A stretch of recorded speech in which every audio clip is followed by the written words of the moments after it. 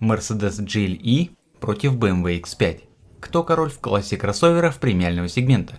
Сегодня мы это выясним. С Томасом авточувства в 4К на весь экран и без купюр. Поехали. Нас ждет суперсекретный, точнее суперинтересный сравнительный тест. Мы уже сравнивали Mercedes GLC и BMW X3. S-класс против 7 серии и E-класс против пятерки. И каждый раз результаты были разными. Как все сложится сегодня? Начнем с Mercedes GLE.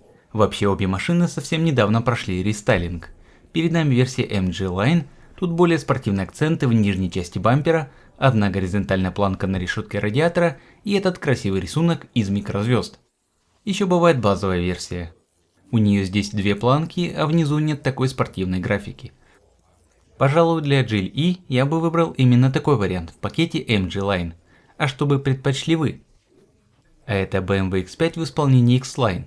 После рестайлинга это базовый вариант дизайна. В нем больше светлых элементов, и я бы назвал такой стиль закосом под внедорожник. Конечно, можно заказать и пакетом Sport. Тогда дизайн будет спортивнее, особенно по бокам в нижней части. Доступен даже пакетом Performance Parts, с ним машина выглядит еще агрессивнее, но, пожалуй, это уже перебор. Так что я бы выбрал оба автомобиля ровно в том виде, в каком они стоят сейчас. X5 версии X-Line с более внедорожным характером и GLE в спортивном обвесе MG Line.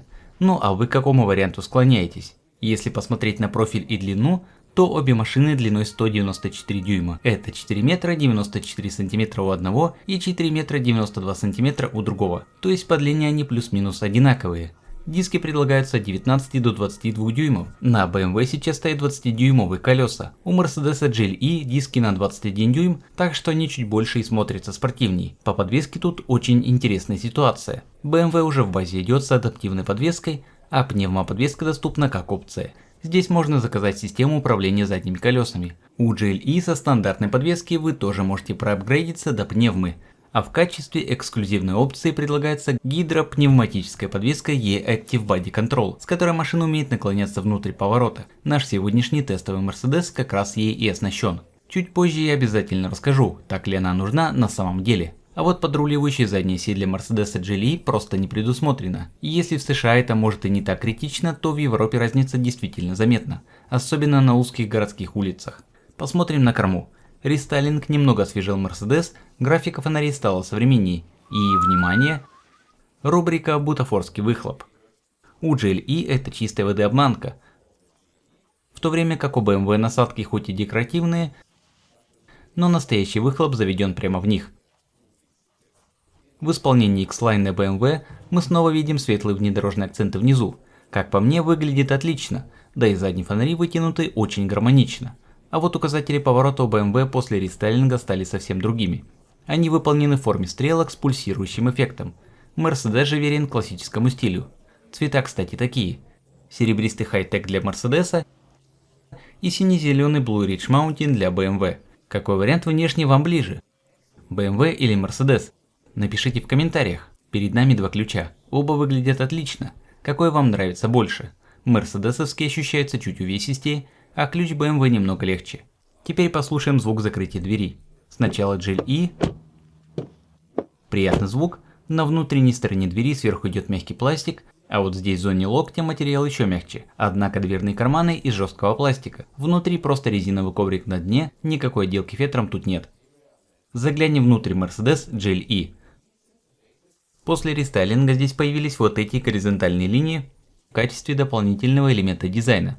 Мы тут поспорили с Лией, и она вообще считает, что это похоже на жалюзи или ставни на окнах дома снаружи. Так что тут, пожалуй, вопрос вкуса. Мне лично такое решение кажется довольно классным, надо признать. Передняя панель обшита мягким пластиком, дефлекторов обдува тут точно не пожалели, а дополняет все декоративная вставка под карбон. Конечно, при заказе можно выбрать и другие материалы. Что мне действительно нравится в GLE, несмотря на рестайлинг, здесь остался физический блок климат-контроля, так что настраивать температуру на ходу очень удобно. На самом деле это огромный плюс. У BMW раньше тоже так было, но с обновлением эту панель убрали. Два экрана по 12,3 дюйма получили свежую версию софта мультимедийной системы. Дизайн меню довольно аккуратный, а вот вместо этого тачпада внизу я бы все-таки предпочел настоящую шайбу-крутилку. Системой можно управлять либо с панели, либо просто касаясь самого экрана. Кстати, тут есть классные внедорожные шкалы. Причем не только на центральном дисплее мультимедиа, но и прямо перед глазами на приборной панели. Центральная консоль оформлена вот так, с двумя массивными поручнями, за которые удобно держаться. Рядом кнопка управления пневмоподвеской, можно поднимать и опускать кузов. Раздельный подлокотник скрывает под собой разъемы USB-C, да и закрывается он с очень приятным звуком. Правда, на крышке многовато глянцевого черного пластика. Сдвигаем ее и видим адаптивные подстаканники. Работают они отлично. Раздвигаем фиксаторы пошире, нажимаем вот сюда, и они уходят вниз. Почему бы и нет? Чуть дальше расположена беспроводная зарядка и еще два порта USB-C. Руль здесь тоже обновился, теперь он в дизайне AMG, с двумя горизонтальными спицами. Правда, после рестайлинга кнопки стали сенсорными. Выглядит это аккуратнее, но вот пользоваться ими. Но вы понимаете, когда пытаешься свайпом настроить проекционный дисплей или меню приборки, система порой просто не реагирует. Кстати, проекция тут отличная, для нее можно выбирать разный режим отображения. Сиденье в этом GLE с отделкой из натуральной кожи. Впрочем, салон из искусственной кожи Artico тоже доступен. В целом материал довольно жесткий, и по качеству отделки Mercedes, надо признать, уступает BMW. Хотя сам по себе уровень комфорта хороший. Запас над головой при моем росте 1,89 м, кстати, при желании можно заказать панорамную крышу. И вот в чем проблема. Здесь на центральной консоли часть материала помягче, но рядом панель хоть и не совсем дубовая, но заметно жестче, и ваш локоть постоянно упирается именно в нее. Во время поездки руки из-за этого реально твердо. Так что с точки зрения эргономики это явный просчет конструкторов. Задний ряд. Верхняя часть дверных карт здесь тоже из мягкого пластика. Это приятно. Однако внутренности дверных карманов ни спереди, ни сзади ничем не обшиты. Везде голый жесткий пластик. За такую-то цену, серьезно? Перейдем к самим сиденьям. На этом диване посадка получается с небольшим наклоном назад. Пространство для ног тут вагон, посмотрите сами. Даже если впереди сидит высокий водитель, места остается очень много. Над головой тоже никаких проблем, запас отличный. Да и по комфорту все весьма недурно. Мне прямо не терпится сравнить эти ощущения с X5. На задней двери BMW та же история. Верх мягкий, низ из жесткого пластика. А вот посадка на заднем ряду, поскольку здесь используется отделка Sensafin, сиденья вышли намного мягче и действительно уютнее. Задние пассажиры это точно оценят. Вау! Чисто по ощущениям от профиля кресел в X5 сидеть гораздо приятнее. Запас над головой тут тоже есть. Но в GLE пространство сверху все же было побольше. К тому же заметна огромная разница по месту для ног. У Mercedes его ощутимо больше. Тем не менее, сам комфорт посадки, особенно для высоких взрослых, в X5 повыше. Хотя и по простору здесь все вполне нормально. И тут возникает вопрос, что для вас важнее? Больше свободного места для ног или более удобная набивка и профиль самих кресел? Послушаем звук закрытия двери в X5. Тоже очень приятный. Даже не скажу, какой мне нравится больше. Оба хороши. Что касается отделки дверей, сверху везде мягкий пластик, да и само качество сборки на высоте. Но вот внутри дверных карманов у обеих машин опять же жесткий пластик. Это, конечно, разочаровывает. Теперь перейдем к рабочему месту водителя. Перед нами базовый руль, доступен еще и вариант M-Sport. Он выглядит спортивно, но я бы предпочел именно этот, потому что его дизайн кажется более лаконичным. К тому же у X5 на руле остались настоящие физические кнопки с приятным кликом. Так что в данном случае мой выбор очевиден. Сиденье. Это кресло с отделкой Sensafin, то есть выполнены из материалов без кожи животных.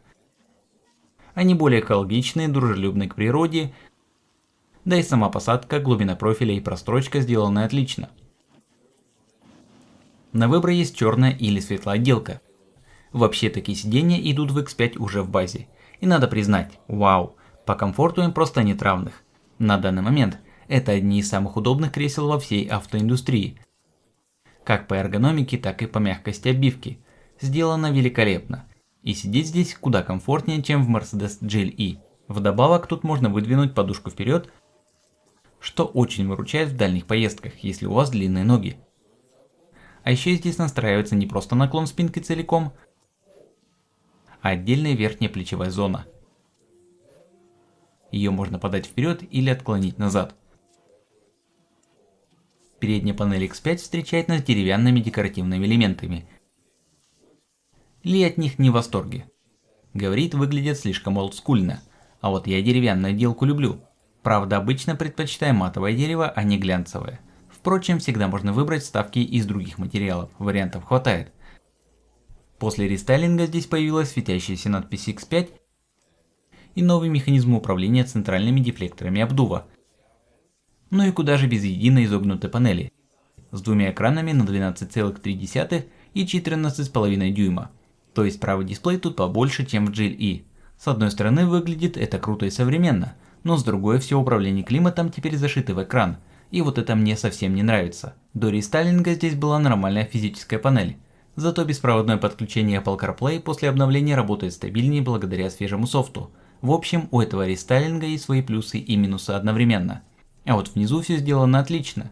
Здесь сохранилась фирменная шайба-крутилка, которой тоже можно управлять мультимедийной системой. В BMW такое решение мне нравится больше. Сдвигаем шторку, тут у нас адаптивные подстаканники, которые при желании могут быть с подогревом и охлаждением. Рядом площадка беспроводной зарядки, но увы без охлаждения. И это проблема. При зарядке телефон сильно перегревается. Чуть дальше распашной подлокотник с нишей и портами USB-C. И знаете, здесь у меня нет проблем с локтем, потому что рука всегда лежит в правильной зоне, не задевая жесткие элементы впереди. Так что руке всегда мягко и удобно. Места над головой, кстати, тоже предостаточно. Ой, потолок здесь обшит приятной микрофиброй. Цифровая приборная панель выглядит вот так. Она оживает при запуске двигателя, и при желании сюда можно вывести шкалу тахометра. Слева отображается скорость, но ее цифровое дублирование есть и по центру. Также здесь установлен проекционный дисплей.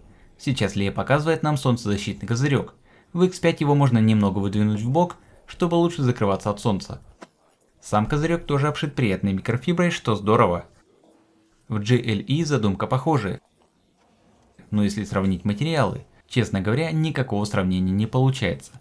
В Мерседесе отделка ощущается заметно дешевле. У BMW была мягкая микрофибра, а здесь пластик жесткий. И, кстати, выдвинуть его можно? Нет, не получается. Так что тут безоговорочный балл в пользу X5. Что касается багажника, тут есть один интересный момент. У X5 двухстворчатая дверь. Верхняя часть поднимается, а нижний борт можно откинуть вот так вниз. Это классная фишка, например, для пикников. На этот бортик можно спокойно сесть и перекусить. Ну или можно оставить его закрытым и просто доставать вещи через верх. По объему разница невелика. 650 литров у X5, у GLE буквально на пару литров меньше. Так что принципиального значения это не имеет. Ширина проема здесь составляет 1,1 метра, а длина чуть больше метра. Высота около 80 сантиметров. И посмотрите, как здорово все продумано. Мой чемодан лежит на фальшполе, а сам он удерживается в поднятом состоянии газовым упором. Под ним скрывается отличная ниша, куда можно убрать еще кучу вещей или даже докатку. Причем закрывается эта панель с приятным четким щелчком. Круто! Однако рестайлинг не всегда приносит только улучшения. Из багажника X5 убрали рычажки дистанционного складывания сидений. Так что теперь, чтобы опустить спинки, мне приходится обходить машину кругом, а ведь до обновления делать это не приходилось. Зато закрываются обе створки одновременно. Выглядит эффектно. Правда, иногда можно случайно, сами того не желая, нажать на кнопку закрытия только нижнего борта, так что за этим нужно следить. А теперь GLE. Давайте посмотрим. Ширина проема здесь точно такая же, 1,1 метра. Длина сопоставима, около метра. А вот высота даже чуть больше, 83 сантиметра. И это любопытно. Хотя по цифрам в литрах X5 лидирует, визуально багажник GLE кажется более удачным. У панели фальшпола здесь нет газового упора, но под ней все равно скрывается много свободного места. Похоже, Mercedes проигрывает BMW по сухому объему лишь потому, что у него сильнее скошены боковины обшивки. В то время как у X5 линии багажника идут более прямо. Благодаря пневмоподвеске мы можем опустить кузов автомобиля, чтобы было удобнее загружать и выгружать вещи. Но опять же дистанционного складывания спинок из багажника нет и здесь. Слушайте, ну за такие деньги эта функция точно должна быть, вам не кажется? Что ж, теперь мы можем плавно перейти к следующему этапу. Обожаю этот кадр. Халк открывает сразу два капота. У BMW выбор такой: 3-литровый 6-цилиндровый мотор, а для топовых версий 4-литровый 8-цилиндровый двигатель в модификациях M-Performance и полноценной M-версии. При этом плагин-гибрид у баварцев также построен на базе 6-цилиндрового мотора. У Mercedes гамма шире. Здесь тоже есть 3-литровые 6-цилиндровые дизели и бензиновые моторы. Однако линейка открывается 2-литровыми 4-цилиндровыми агрегатами, как бензиновыми, так и дизельными, в зависимости от конкретного рынка. Их подключаемые гибриды тоже созданы на основе 4 цилиндров. Исключением является лишь гибридная версия AMG 53. Она базируется на 6-цилиндровом двигателе. Ну и конечно для топовых AMG моделей по-прежнему доступен 4-литровый V8 с 8 цилиндрами.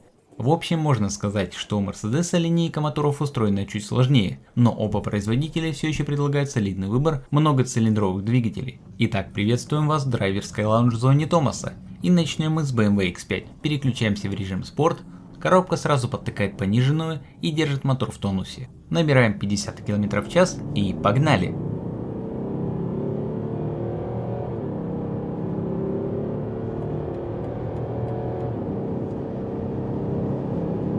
«150, 170, 180. Так, теперь нужно быть повнимательнее, чтобы ни в кого не влететь.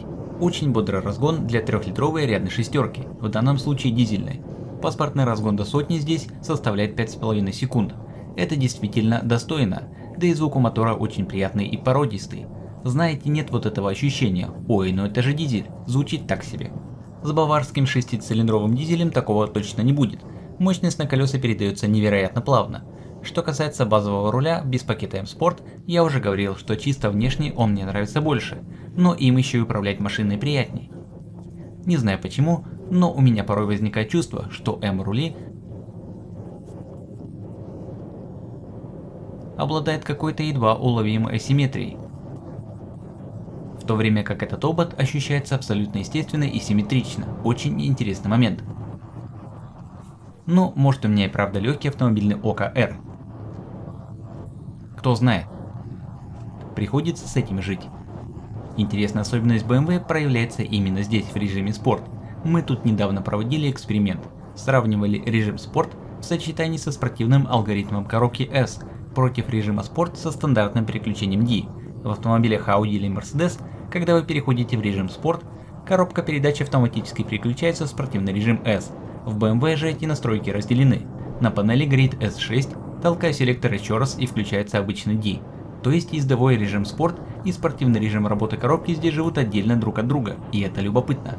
Дело в том, что режим коробки S хорош на извилистых дорогах с частыми связками поворотов, когда вы постоянно чередуете разгоны и торможения. Но для достижения максимального ускорения по прямой это не всегда оптимальная настройка. Именно поэтому для замера динамики я оставил ездовой режим спорт, но саму коробку сохранил в обычном режиме переключения D. При активации режима S электроника может затягивать передачи, из-за чего моменты переключения становятся не самыми идеальными для чистого разгона. В прошлый раз, когда мы тестировали BMW с 4-цилиндровым дизелем, машина оказалась на целую секунду быстрее именно в комбинации ездового режима спорт и коробки в режиме D. Сейчас мы едем на скорости 120 км в час, и я могу переключиться обратно в режим комфорт, и тогда пневмоподвеска тоже перейдет в более мягкий режим. Мы управляем большим кроссовером на немецком автобане на скорости 130 км в час, и в салоне очень тихо, шумоизоляция отличная. Машина супер комфортная, сиденье просто мечта, особенно это глубина посадки и профиль. Это один из лучших вариантов искусственной кожи на рынке, да и не только кожи, это вообще одни из лучших кресел в автопроме на сегодняшний день. Лия, что скажешь?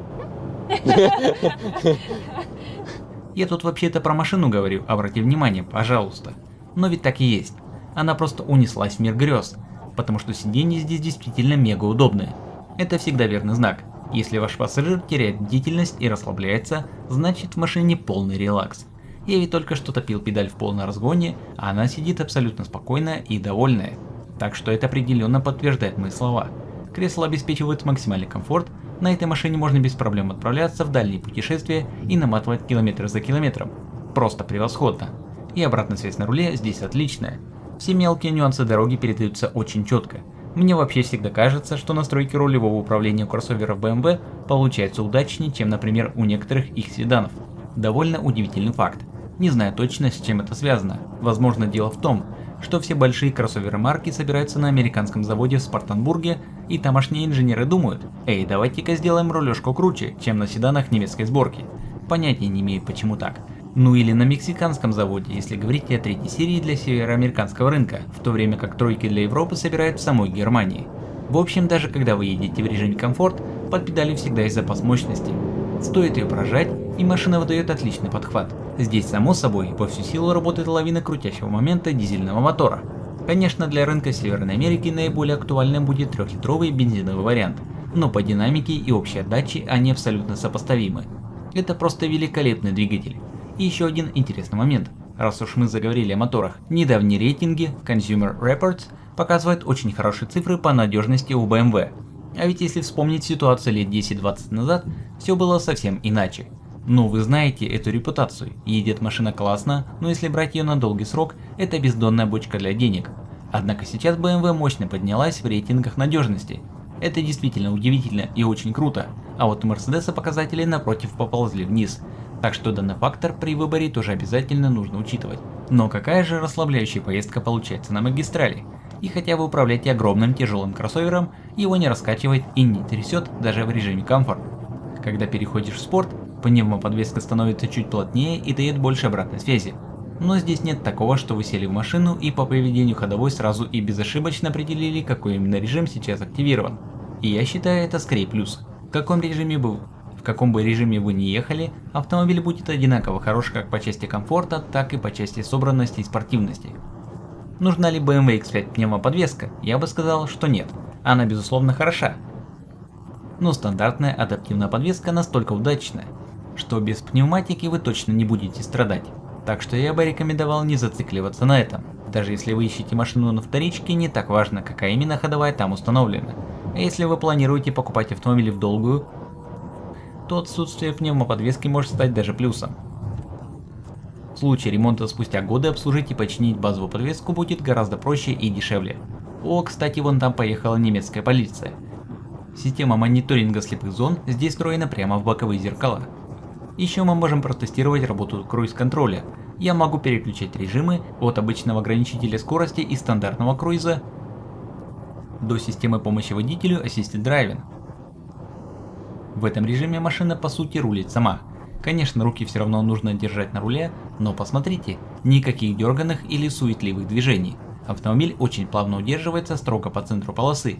И сейчас, когда магистраль плавно уходит налево, система продолжает вести машину так же ровно и спокойно. В общем, BMW X5 дарит по-настоящему безупречный ездовой опыт. Интересно, сможет ли Mercedes GLE выступить еще круче? А теперь пересаживаемся в Mercedes GLE, переводим настройки в режим спорт и также ускоряемся с 50 км в час. Погнали! –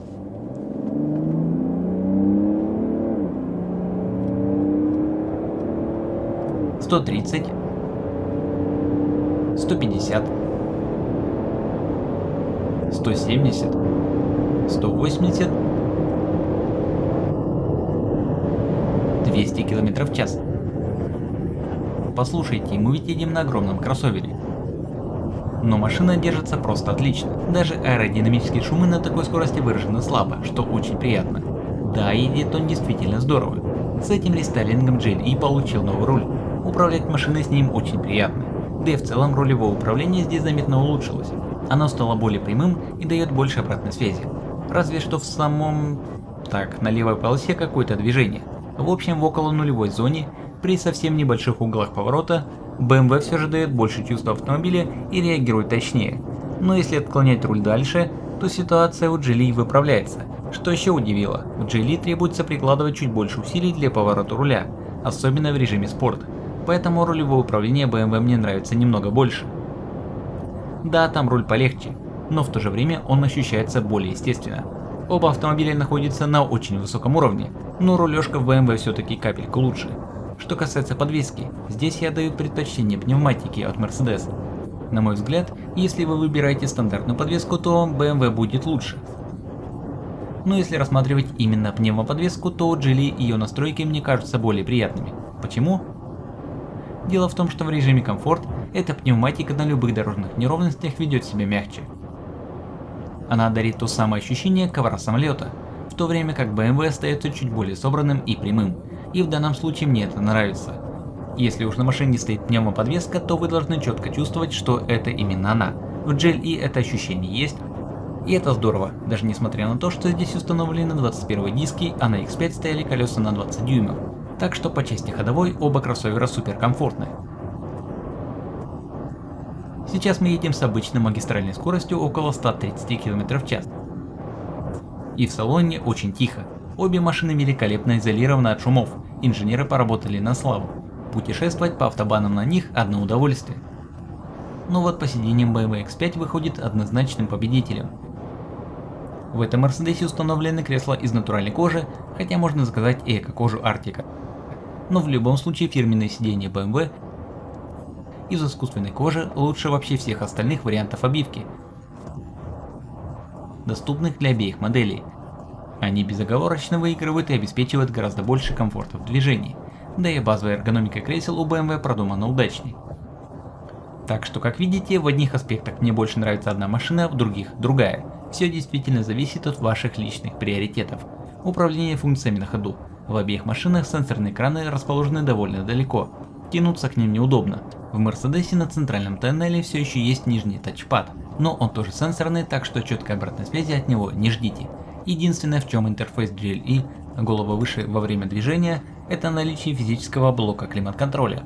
Управлять им вслепую во время езды в разы проще. А вот в X5 с рестайлингом этот блок, как вы помните, убрали. На мой взгляд, решение неудачное. Останьте кнопки у BMW, по эргономике у машин был бы паритет. И возвращаясь к рулежке. При движении по прямой в около нулевой зоне, смотрите, я немного качаю руль, а на дороге ничего не происходит. Кому-то такая изоляция может понравиться, но лично мне нет. В X5 даже при минимальных углах поворота руля я гораздо лучше чувствую, что происходит с колесами. При этом, когда вы просто перестраиваетесь с полосы в полосу в обычном режиме комфорт, Mercedes выполняет маневр очень мягко и благородно. Здесь есть одна уникальная фишка – режим Curve Mode. Это специальная гидравлическая система подвески, благодаря которой машина буквально наклоняется внутрь поворота. Не знаю, заметно ли это на камере.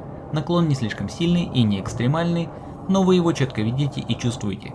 И если тестировать систему на сухом треке, можно подумать, да, в этом что-то есть. Особенно для пассажира. Лия поначалу тоже сказала, что ей нравится, но потом добавила. Со временем это начинает казаться какими-то странными перегрузками, так что фишка прикольная, чтобы похвастаться перед друзьями. Но мы оба не уверены, что хотели бы ездить так постоянно.